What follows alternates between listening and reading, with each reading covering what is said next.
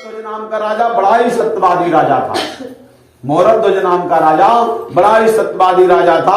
अपने बेटे को आरे से काट कर ब्राह्मण रूपी श्री कृष्ण को स्वीकार कर दिया था। इतने बड़े प्रतापी राजा थे, इतने बड़े प्रतापी राजा थे। मोरध्वज राजा की परीक्षा लेने के लिए भगवान ने सोचा मोरध्वज राजा बड़ा ही सत्यवादी है, इसकी परीक्षा लेनी चाहिए। भगवान अपने हर भक्तों की परीक्षा लेते हैं, सबकी परीक्षाएं होती है।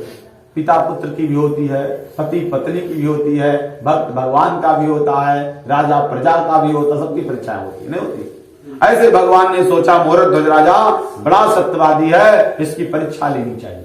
भगवान ने ब्राह्मण का वेश धारण कर लिया, साथ में रस्सी विधायक सिंह भी ले लिया, शेर भी ले लिया।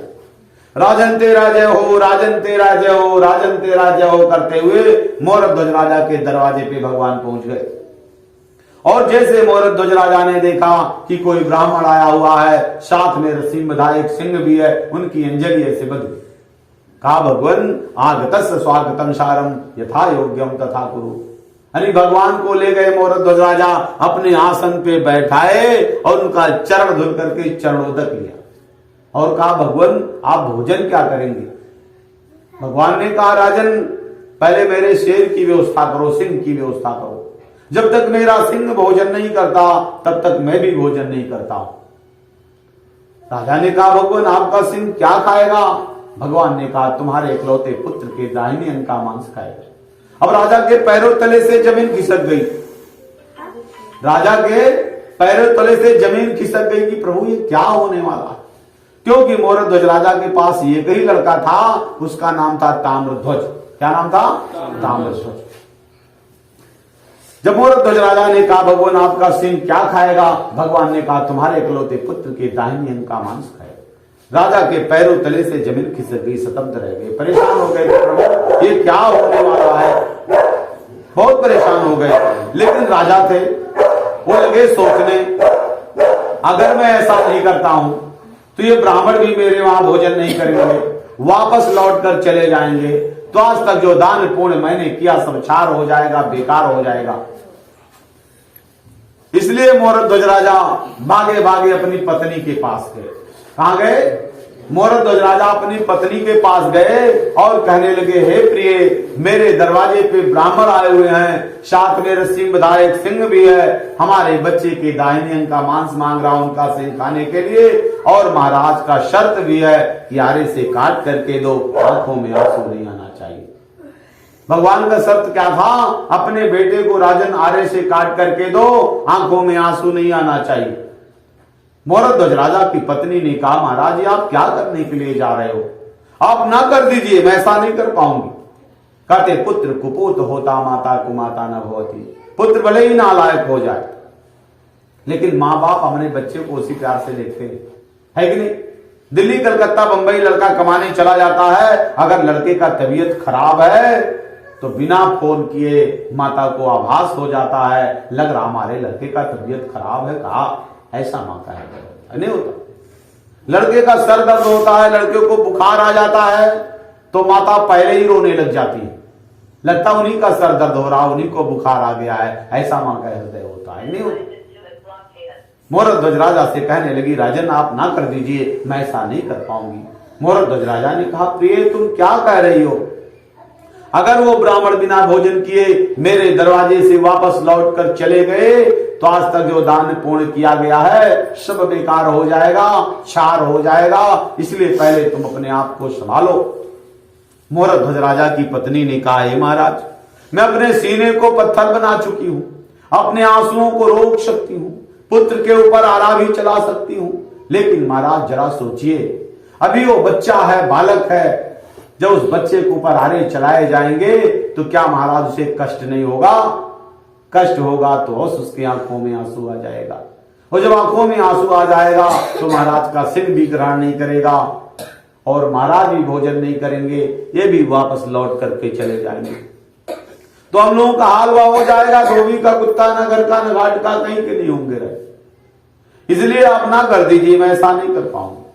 मोरध्वज राजा ने कहा प्रिय जब तुम मां हो करके इतना बड़ा त्याग कर सकती हो, अपने सीने को पत्थर बना चुकी हो, अपने आंसुओं को रोक सकती हो, पुत्र के ऊपर आरा भी चला सकती हो, तो हे प्रिय मेरा विश्वास कहता है धर्म और सत्य का मेरा लड़का होगा तो भी अपने आंसुओं को रोक लेगा।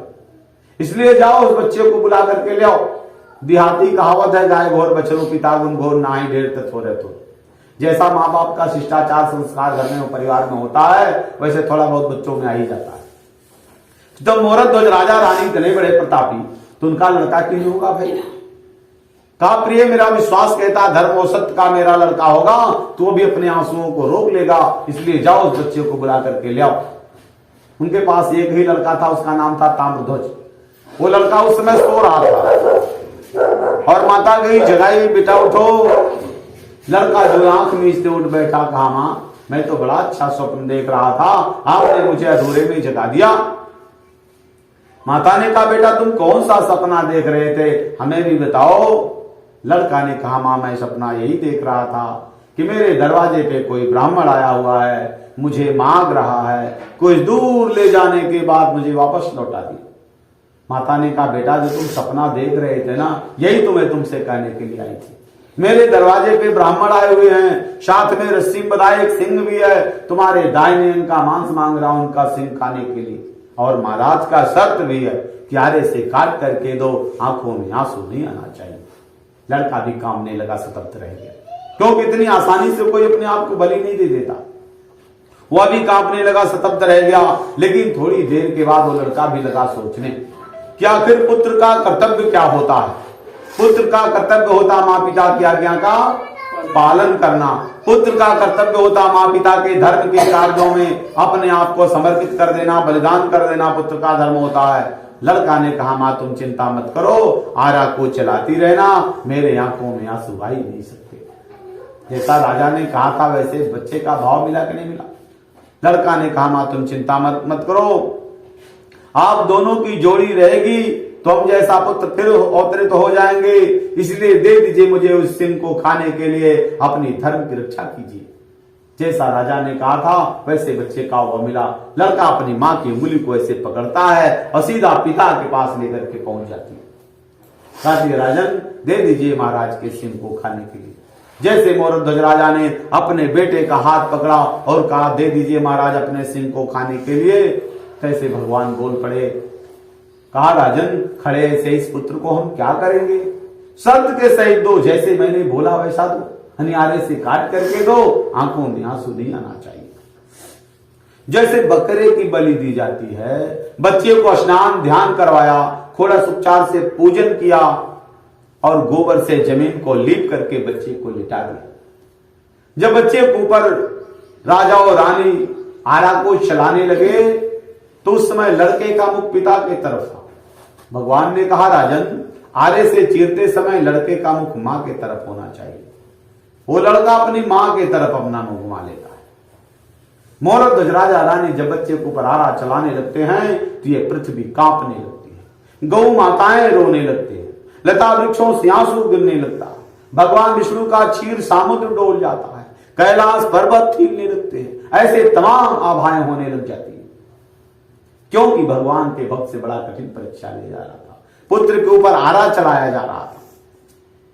आरे से चीरते समय लड़के की बाईं आंख में आंसू निकल आया। ब्राह्मण ने कहा आंसू आ गया, अब इसे नहीं खाएगा। तब वो कटा हुआ लड़का ही बोल पड़ा, कहा महाराज आपका सिंह क्यों नहीं खाएगा? आपका सिंह तो दाहिना अंग मांगा है खाने के लिए, मेरी बाईं आंख में आंसू आए महाराज, दाहिने में नहीं आया, तो क्यों नहीं खाएगा? और कहा भगवान जानते हैं मेरी बाईं आंख में आंसू क्यों आए? मुझे आरे से चीरते समय कोई कष्ट नहीं हुआ भगवान। कष्ट तो सिर्फ इस बात की है कि आपका सिंह केवल दाहिनांग मांगा है खाने के लिए, हमारे बायांग में क्या पाप भरा हुआ है जो सिंह भी तैयार नहीं है खाने के लिए। यही सोचकर मेरी बाईं आंख में आंसू आ। जैसे आपका सिंह दाहिना अंग मांगा था खाने के लिए, वैसे बायां अंग मांगा होता तो जैसे मेरी दाईं आंख में आंसू नहीं आए भगवान, वैसे मेरी बाईं आंख में भी आंसू नहीं आते। तो भगवान ने कहा चलो ठीक है दाहिना अंग दे दो माता जी को बनाने के लिए। अभी भगवान नहीं छोड़ रहे। जो बाईं आंख में आंसू आ गया वो अंग छुपा करके घर में रख दिया गया। दाहिना अंग माता ने टुकड़ों में बांट करके बनाया। राजा को खेद होने लगा, ब्राह्मण मेरे दरवाजे पे आए हैं, भला ये मांस खाएंगे? कोई साधु संत ब्राह्मण आएगा वो मांस खाएगा? राजा को आभास हो गया कि मेरी परीक्षा हो रही है। कोई भक्त होता है, कोई घटना घटने वाली होती है, तुमको आभास हो जाता है। ऐसे राजा को भी आभास हो गया कि लग रहा है मेरी परीक्षा हो रही। बनने के बाद भगवान ने 4-5 थाली में निकलवाया। फिर मोरद ध्वज राजा को खेद होने लगा, महाराज तो 2 ही लोग हैं, ये 4-5 थाली में किस लिए निकलवा रहे भाई? कहा भगवान आप तो 2 ही लोग हैं, 4-5 थाली में किस लिए? भगवान ने कहा राजा रानी आप भी मेरे साथ बैठ करके भोजन करोगे, बताइए अपने बच्चे का कोई मांस खाए। जैसे माता ने भोजन की थाली पर लोगों जब बैठ गए, भगवान ने कहा राजन अपने बेटे को बुलाओ पानी देने के लिए, पहले भगवान का भोग लगाया जाएगा तब ग्रहण किया जाएगा। मोरद ध्वज राजा ने कहा भगवान मेरे पास तो एक ही लड़का था जो आरे से काट कर टुकड़ों में बांट दिया गया, अब किस पुत्र को बुलाऊं पानी देने के लिए? दूसरा लड़का भी तो मेरे पास नहीं है। भगवान उठकर खड़े हो गए, नहीं बुला रहे हो तो जा रहा हूं, तुम्हारे वहां भोजन ही नहीं करूंगा। कहते यहां जाओ मारे कपिराए, अब वहां जाओ निशाचर खाई। राजा बड़े धर्म संकट में पड़ गए, इधर मेरा लड़का भी खत्म हो गया, महाराज भी भोजन नहीं करेंगे, भी चले जा रहे। राजा रानी दोनों उठे, दौड़ करके भगवान के चरण को पकड़ लिया। भगवान आगत स्वागतम सारम यथा योग्यम तथा कुरु। कहा भगवान चले आप स्थान पे बैठे, जैसा आप कह रहे हैं वैसा ही मैं करूंगा। तो भगवान परीक्षा के लिए आए, इधर फिर बैठ गए। जो बाई आंख में आंसू आ गया था, जो घर में छुपा करके रखा गया था, उसी बाई आंख के पास राजा और रानी गए, हाथ जोड़ करके कहा बेटा जिस तरीके से तुमने धर्म के कार्यों में अपने आप को समर्पित कर दिया, बलिदान कर दिया, उसी तरीके से आकर पानी भी दो। वही कटा हुआ अंगै से जल पात्र लेकर के आया, भगवान के सामने रखा। भगवान ने भोग लगाया तो धीय मस्तु गोविंदम तुभ्यमेव स्मरते। भोग लगाने के बाद भी भगवान नहीं छोड़ रहे। कहने लगे राजन पहले मां उठा करके ग्रहण करेंगी तब हम ग्रहण करेंगे, बताइए अपने बच्चे का कोई मांस खाए। जैसे माता ने बच्चे का टुकड़ा हाथ में लिया, जो भगवान ब्राह्मण के वेश में आए थे, उसी समय उनकी परीक्षाएं पूर्ण हो गई। 4 भुजाओं चतुर्भुज, 4 भुजाओं से उनके सामने प्रकट हो गए विष्णु जी। एक हाथ में शंख, एक हाथ में चक्र, एक हाथ में गदा, एक हाथ में पद्म, गले में बैजंती माला, कानों में मकराकृत कुंडल, टेढ़ी टेढ़ी भौएं, घुंघराले बाल, बहुत ही सुंदर भगवान विष्णु हैं, उनका वर्णन नहीं किया सकता। और भगवान ने कहा कि राजन आप क्यों रो रहे हो? अपने बेटे ताम्रध्वज को बुलाओ तो सही, पीछे मुड़कर देखिए तो आपका लड़का बच्चों में खेलता हुआ आ रहा है और आप रो रहे हो। जैसे मोरध्वज राजा ने अपने बेटे ताम्रध्वज का नाम लेकर के पुकारा और पीछे मुड़ करके देखा, तैसे उनका लड़का बच्चों में खेलता हुआ चला आ रहा था। अपने बेटे को देखकर माता पिता का हृदय 56 इंची का चौड़ा हो गया, मोदी की तरह। बुढ़ापा जी में जुआ जैसा महसूस करने लग गए, आंखों से दिखाई देने लगा।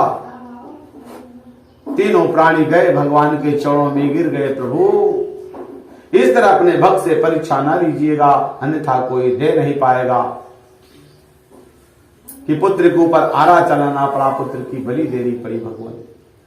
भगवान ने कहा राजन तुम्हारे जसकीर्त की पताका तो सर्वलोक तक पार आ रहा है, तुम्हें जो वरदान मांगना हो मांग लो। मोरध्वज राजा ने कहा भगवान मैं राजा हूं, आपने सब कुछ दिया है, किसी वस्तु की कमी है ही नहीं जो मैं आपसे मांगू। भगवान ने कहा नहीं राजन जो कुछ भी मांगोगे मिलेगा, मांग लीजिए। तब मोरध्वज राजा ने कहा भगवान ठीक है, यदि आप मुझे वरदान देना ही चाहते हैं तो वरदान यही दीजिए कि द्वापर त्रेता सतयुग में आपने अपने भक्तों से इतना कठिन परीक्षा लिया, पुत्र के ऊपर आरा चलाना पड़ा, पुत्र की बलि देनी पड़ी। कहा भगवान ये कलयुग आ जाएगा, इस तरह अपने भक्त से परीक्षा न लीजिएगा, अन्यथा कोई दे नहीं पाएगा, यही मुझे वरदान दे दीजिए। भगवान ने कहा तथास्तु। जिस तरह भगवान ने अपने भक्त का कल्याण किया, उसी तरीके से हमारा आप सभी लोगों का भगवान कल्याण करे।